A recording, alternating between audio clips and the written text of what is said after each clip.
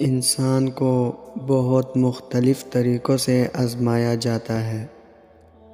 ان چیزوں پر آزمایا جاتا ہے جس کا کبھی تصور بھی نہیں کیا ہوتا۔ بہت سی مشکلات آتی ہیں اور یوں محسوس ہوتا ہے جیسے یہ تکلیف ہماری برداشت کی آخری حد ہے۔ ہم خود کو کمزور محسوس کرتے ہیں، جیسے کوئی راستہ نہیں بچا اب درد سے رہائی کا۔ ہم خود کو ہارتا محسوس کرتے ہیں، اندر ہی اندر ٹوٹا محسوس کرتے ہیں، اور تب احساس ہوتا ہے کہ ہم صرف صبر کر سکتے ہیں اور کچھ بھی ہمارے بس میں نہیں، لیکن صبر کرنا تو ہمارے بس میں ہے۔ ہم سمجھ جاتے ہیں کہ صرف صبر ہی ہے جو ہمیں بکھرنے سے بچا سکتا ہے۔ ہاں، صبر کرنا آسان نہیں ہوتا، لیکن جب ہمیں یقین ہوتا ہے کہ صبر کرنے سے ہی ہم مشکل سے نکل سکتے ہیں، تو صبر ہمارے لیے سکون بن جاتا ہے، ہماری طاقت بن جاتا ہے۔ کتنا خوبصورت احساس ہوتا ہے صبر کرنے کا۔ بہت تکلیف میں بھی زبان پر ایک ہی بات ہوتی ہے کہ اللہ پاک ہے نا، سب ٹھیک ہو جائے گا، اور پھر سکون رہ جاتا ہے۔ اللہ تعالیٰ تمہیں اسی چیز سے آزماتا ہے جو تمہیں سب سے زیادہ عزیز ہوتی ہے۔ وہ تمہیں تمہاری من پسند چیز کے ہاتھوں بے بس کر دیتا ہے، اور پھر وہی بے بسی تمہیں سجدہ کرواتی ہے، اور تم اپنی فریاد لے کر جب اس کے آگے خالی جھولی پھیلاتے ہو تو وہ تمہیں نوازنے کی ٹھان لیتا ہے۔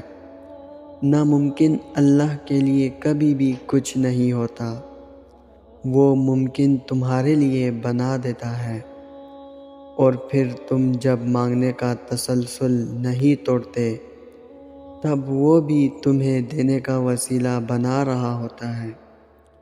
تم اپنی مرضی سے دعا نہیں کرتے ہو، بلکہ اللہ تمہارے دل میں دعا کا خیال ڈالتا ہے، کیونکہ وہ تمہاری چاہت پر بہت پہلے سے راضی ہوتا ہے۔ آزمائشیں تو بس ایک بہانہ ہوتی ہیں، بس تمہارے ہاتھوں کے دعا میں اٹھنے کی دیر ہوتی ہے اور نصیب موڑ دیا جاتا ہے۔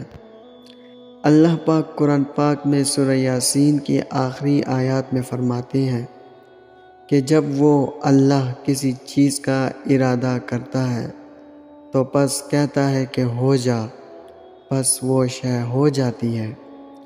اگر ہم اس آیت کی تفسیر میں جائیں تو ہمیں پتہ چلے گا کہ اللہ پاک کے لیے کچھ بھی، ایک چھوٹی سی چھوٹی چیز بھی مشکل نہیں ہے، بس ہماری سوچ چھوٹی ہے، ہماری گردن بال سے بھی زیادہ باریک ہے۔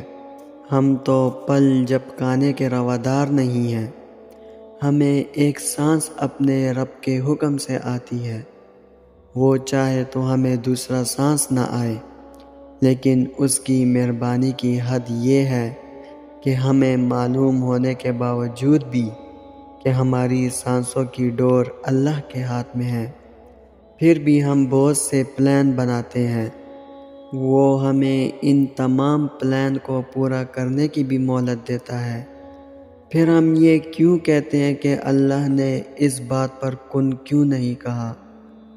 پتہ ہے، قرآن میں ایک آیت ہے جس کا مفہوم ہے کہ وہ کہتے ہیں کہ انہیں مرنے کے بعد کون زندہ کرے گا، تو ان کو پتہ ہونا چاہیے کہ مرنے کے بعد بھی وہی زندہ کرے گا جس نے انہیں پہلی بار زندہ کیا، اور اس کے لیے تمہیں دوسری دفعہ زندہ کرنا زیادہ آسان ہے۔ زندگی کے جو بھی پل گزار رہے ہیں، صبر اور شکر سے گزاریں۔ دوستو، ویڈیو پسند آئی ہو تو لائک کر کے چینل کو سبسکرائب ضرور کر دینا۔ جزاک اللہ۔